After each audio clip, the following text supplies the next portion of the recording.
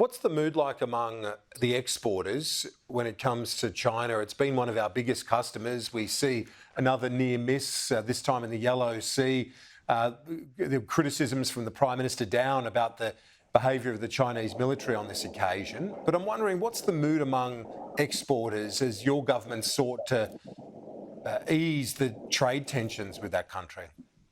Yeah, look, I mean, certainly the mood here in Rockhampton at Beef Week is very, very positive and optimistic overall. We've got good prices recovering for cattle. We've got good export numbers, good production numbers. And the two things that people have been constantly coming up to both me and the Prime Minister to say thank you for are our reopening of the China market by stabilising our relationship with China, developing new markets as well, but also a lot of people acknowledge the work that's been undertaken around biosecurity as well. Obviously, we were only a few weeks into being in government when we had that threat of foot and mouth disease in Indonesia.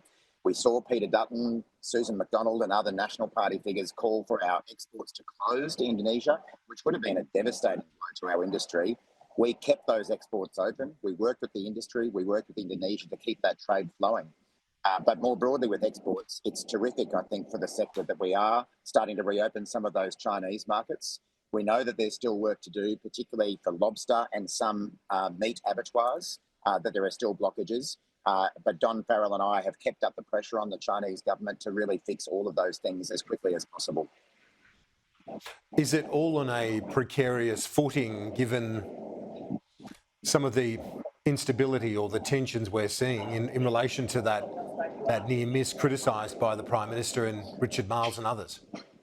Yeah, well, you would have seen the Prime Minister's remarks on that here this morning in the press conference at Beef Australia.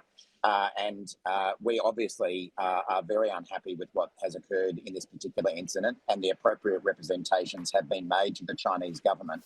But I think this is a good example of the importance of dialogue. We did get to a point under the former government that the relationship with China completely broke down.